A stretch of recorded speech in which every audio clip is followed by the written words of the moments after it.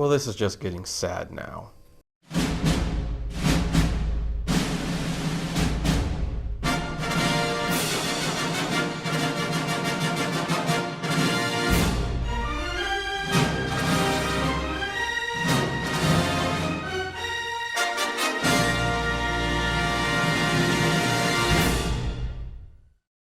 Hey everyone, this is Kevin T. Rodriguez, film critic of iCritic.net. Welcome to my media channel. Now, we've been doing a lot of unboxings recently, and I've not been keeping up with the news as much as I want to on this channel. But I did have some words about this release. This is Mickey and Minnie 10 Classic Shorts Collection, Volume 1. Now, I actually wanted to speak about this a lot sooner, but life kind of got in the way and yada, yada, yada. But I'm going to talk about it now. So here's the thing. What is this? Well, obviously it says 10 Classic Shorts, and this is a Blu-ray release. This is part of the Disney 100 celebration, where Disney is re-releasing a lot of their movies on 100th anniversary edition discs, although these aren't really as special as you would think, and we will most likely make a separate video discussing them. But this was Disney basically saying, hey, you know what we're going to do? We're going to start re-releasing our classic shorts, and we're going to release them on Blu-ray. And they kind of made this sound like this was going to be a premium product for Disney collectors. They even made it a Disney Movie Club exclusive first before releasing it to the general public. Now, here's the thing. I am definitely in favor of Disney restoring and releasing 1080p 4K scans of their old classic cartoons. I feel that they should be doing everything they can to preserve every single short that they can. This is just common sense. This is part of Disney's legacy. And you know what? If you were going to release a Blu-ray set of classic cartoons and make it a collection, the 100th anniversary would be a great time to do it. The problem is, I don't really feel that Disney is being completely serious about this. And for that matter, I think they're just taking advantage of fans who just really want to have these shorts on disc. So here's the thing. As the title suggests, there are 10 classic shorts. This is a Blu-ray. I mean, the content on this is what, 70 minutes? 83 minutes apparently, if the back of this is to be believed. 83 minutes of content. They could easily put 3 to 4 hours of shorts on this disc. But hey, maybe we're getting everything. Maybe they're just putting it all on here and it'll be in chronological order. Nope. While it does have Steamboat Willie on here, it doesn't have all of the shorts in, chronological order. It's randomized shorts. It includes shorts like Mr. Mouse Takes a Trip, Mickey's Delayed Date, Figaro and Frankie, which isn't really a Mickey Mouse short in my opinion, The Little Whirlwind, Hawaiian Holiday, On Ice, Brave Little Tailor, Bath Day, Through the Mirror, and of course Steamboat Willie. There's no Plain Crazy. Actually, I think there's only one black and white short on here.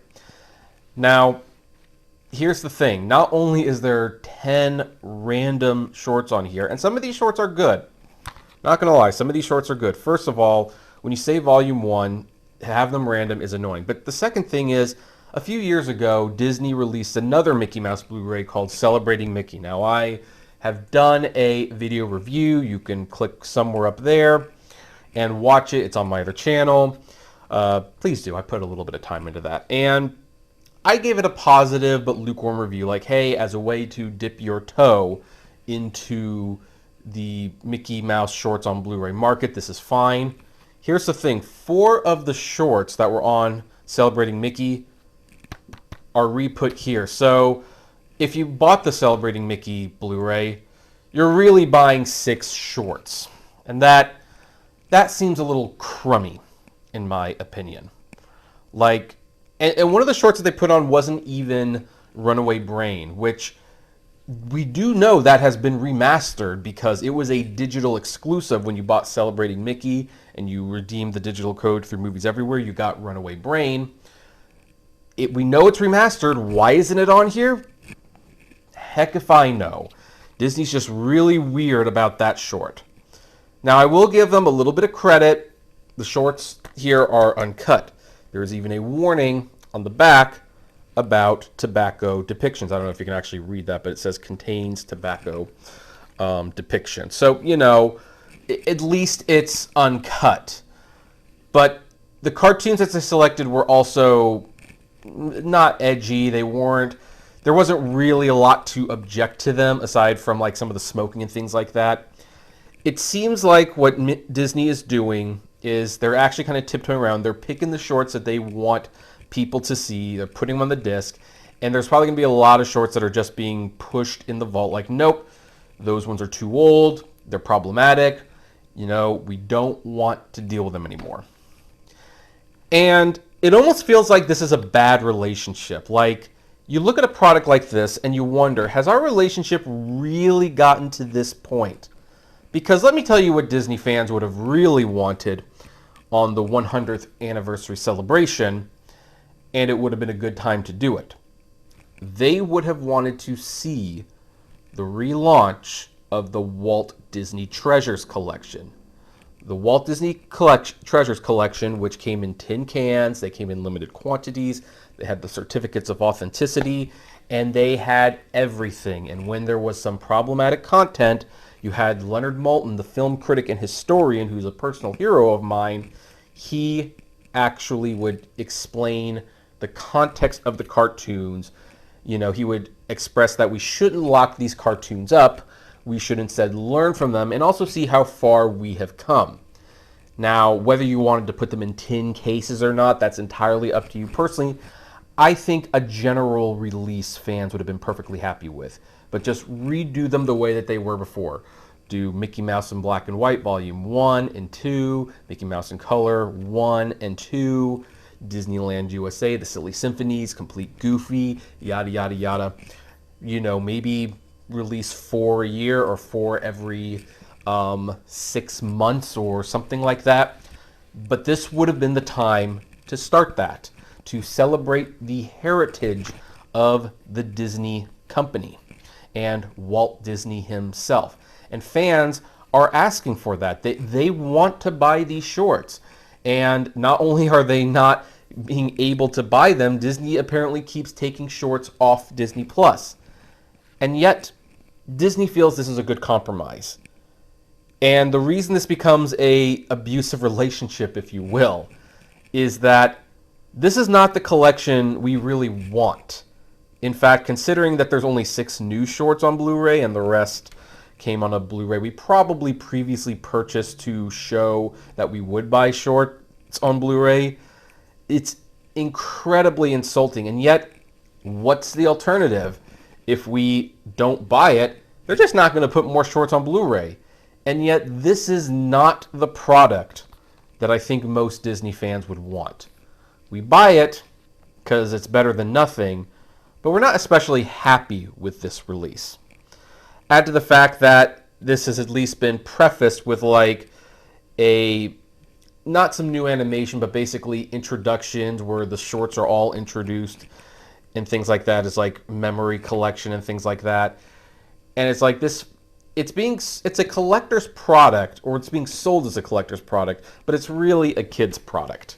This is really something for parents and their kids. And it's just kind of pathetic at this point. It really is. And I just don't know what the solution is. I mean, am I going to buy the Volume 2 when it comes out? Probably. I mean, what else am I going to do? I mean, the cartoons that are on the disc have never looked and sounded better. Of course I want these cartoons in the best possible visual and aural light that you can see and hear them. These are classic cartoons. I'm a huge fan of vintage Disney. And yet, I kind of feel insulted. And I don't exactly know if I wholeheartedly endorse these products. Now, maybe Volume 2 will be better, but the sad thing is, it seems like there is an obvious solution to this. Disney, you don't even have to call it Walt Disney Treasures, but make a similar line for Blu-ray and 4K. Just give the collectors a chance to buy the cartoons uncut, fully restored in massive collections, and they will do that. I know they'll also do that with this, but they do this begrudgingly. And I suspect that if you did, for example, all of the Mickey Mouse in black and white shorts on a 4 Blu-ray set and charged $60 for it, maybe even $80. I'm not trying to price myself out, but I think fans would pay for that. I think they would. And those would be so expensive that I don't think parents would buy them for their kids.